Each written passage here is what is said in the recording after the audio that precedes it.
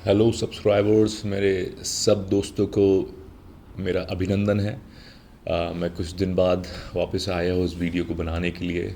कुछ टाइम मैं बिज़ी था और लाइफ को एक्सप्लोर कर रहा था, स्पिरिचुअलिटी को एक्सप्लोर कर रहा था। और हाँ, मेरे इन लॉज की ब्रदर इन लॉ की मैरिज भी थी, तो वो भी अटेंड किया था। तो मैं वापस आया हूँ आपके सामने एक वीडियो को लेके। अभी रिसेंटली मैं एक चीज़ पे मेडिटेट कर रहा था, और वो चीज़ ये थी कि लाइफ अपने आप में एक गेम है, एक खेल है, जिसको मैं और आप और इस दुनिया के हर एक व्यक्ति मिलकर खेलते हैं।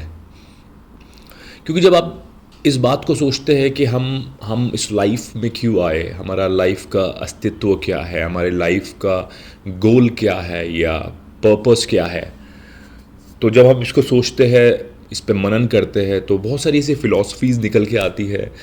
अलग अलग टाइप की फ़िलासफ़ीज़ है लाइफ के एक्सप्लोरेशन के ऊपर। हम ज़्यादा डीप में फ़िलासफ़ीज़ में नहीं जाएंगे, पर कुछ कुछ बातें हैं जो कि जब आप इस बात को सोचेंगे कि आपका जब इस दुनिया में जन्म हुआ, तो सिर्फ एक सवाल कि इस जन्म से पहले या मृत्यु के बाद क्या होने वाला है हमारा।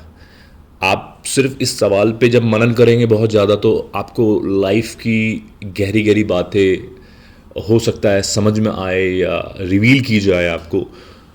बट और ये तो सिर्फ एक क्वेश्चन है, पर ऐसे बहुत तरह के क्वेश्चन होते हैं जो लाइफ के इर्द गिर्द घूमते हैं, जिस पे आप मनन करते हैं। जो मनन करना नहीं चाहते, सिंपली बस इस लाइफ में आए हैं, लाइफ को जीना चाहते हैं, तो वो जी सकते हैं, कोई दिक्कत नहीं है। वो आते हैं, स्कूल जाते हैं, बड़े होते हैं, कॉलेज जाते हैं, नौकरी करते हैं, शादी करते हैं, बच्चे करते हैं, फिर बूढ़े होके मर जाते हैं। और आपके धर्म के हिसाब से या तो आपको गाड़ा जाएगा, या फिर आपको जलाया जाएगा, या फिर आपको गिद्ध को खिला दिया जाएगा। ये भी एक तरह का रिचुअल होता है, गिद्ध को खिलाना। यदि आप नहीं जानते तो फारसी जो कम्युनिटी है वो मुर्दों को गिद्ध को खिला देती है। तो अलग अलग कल्चर के हिसाब से लाइफ डेवलप हुई है इस दुनिया में, अलग अलग पर्सपेक्टिव्स है। तो बात ये आती है कि एक लाइफ कैसे एक खेल है। अब जब हम इस लाइफ में आ गए हैं, तो लाइफ को हमको सिर्फ ऐसा नहीं देखना है कि भाई आए हैं तो ठीक है, नौकरी कर ली, पैसा कमा लिया, बड़े रईसदार हो गए, और अब आप उस वेल्थ को, उस पैसे को अपने हिसाब से, अपने ज़रूरत के हिसाब से आप इस्तेमाल कर रहे हैं, चीज़ों को इंजॉय कर रहे हैं, अपने कंफर्ट जोन में है, वो कर सकते हैं, इसमें कोई दिक्कत नहीं है।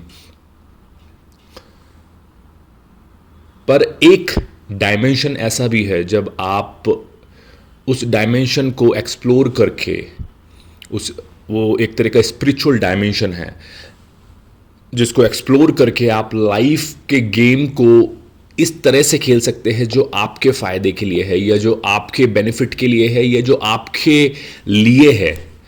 अब जैसे हम इस लाइफ में आए, तो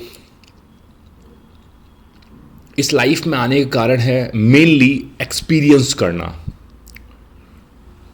जैसे एक पर्सपेक्टिव ये बताया जाता है कि परमेश्वर ने अपने आप को विभिन्न भागों में विभाजित किया, और इसलिए विभाजित किया क्योंकि वो अपने आप को अनुभव करना चाहता था। क्योंकि अनुभव करने के लिए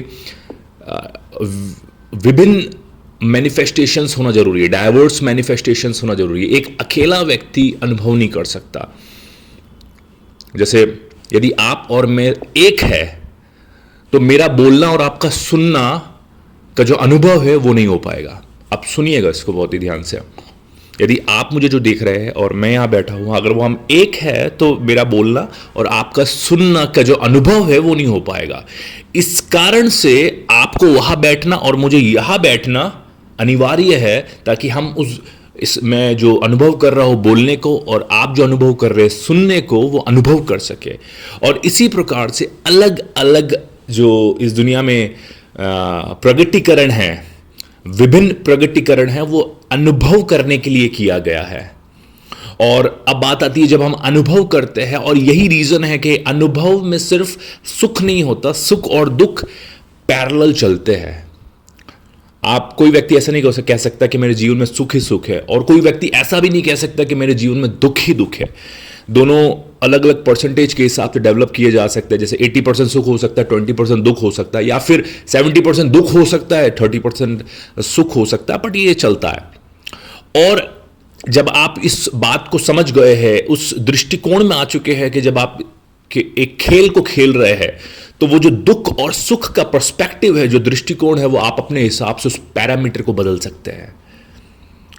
पर इस पैरामीटर को बदलने के लिए आपको पहले उस लेवल पे आना पड़ेगा। जैसे अभी एक मेरे दिमाग में एक उदाहरण आ रहा है, कोई नोट्स नहीं मेरे पास, अभी इसी वक्त आ रहा है जब मैं वीडियो बना रहा हूं। क्रिकेट होता है तो क्रिकेट के कुछ रूल्स होते हैं, पर रूल्स के हिसाब से जो दोनों टीम के 11-11 प्लेयर्स है वो खेलते हैं। कोई भी स्पोर्ट्स ले लो, मैं एक क्रिकेट का एग्जांपल लेता हूं, पर कुछ डिसीजंस या निर्णय ऐसे होते हैं जो सिर्फ एम्पायर ले सकता है, वो प्लेयर नहीं ले सकते। और एम्पायर के पास एक एज है, एक आप कह दो वो उन सब प्लेयर से थोड़ा तो ऊपर है निर्णय लेने में।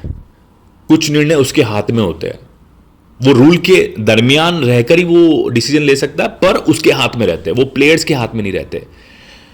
आपको जब आप इस लाइफ में इस गेम को खेल रहे हैं तो आपको एक एम्पायर का दर्जा भी होना है। अगर यदि आप कुछ अपने जीवन में निर्णय लेना चाहते हैं, कुछ लाइफ में प्रकट करना चाहते हैं, कुछ लाइफ में आपने जो भी दुआएं मांगी है, जो प्रार्थनाएं मांगी है, जिसको हम ईश्वर बोलते हैं, परमेश्वर बोलते हैं, यदि उससे आपने कुछ चीज के लिए, आपके मैरिटल लाइफ के लिए, आपके वेल्थ के लिए, आपके सफल नौकरी के लिए, या जो आप चाहते हैं, जिस गोल को पाने के लिए आपने जो प्रार्थनाएं मांगी है, उस प्रार्थना को यदि सच में उसका उत्तर हां में लेना है, तो आपको उस एम्पायर की जगह खड़ा होना पड़ेगा। आपको प्लेयर नहीं बनना, क्योंकि जो प्लेयर होता है तो बस वो खेलता है, उसको निर्णय लेने का अधिकार नहीं है जितना एम्पायर के पास है। आप जब एम्पायर बनेंगे, अपने लाइफ के एम्पायर बनेंगे, तो आप देखेंगे कि आपकी लाइफ में वो चीज़ आप प्रकट कर सकते हैं जो आप चाहते हैं अपनी इच्छा के अनुसार। और जब तक आप इस लाइफ में आप खेल सकते हैं इस खेल को, गेम ऑफ लाइफ, मैं इस बात पे, इस दृष्टिकोण पे और चर्चा करूंगा अपनी आने वाली वीडियोस में। तब तक आप मेरे साथ बने रहिए। Thank you.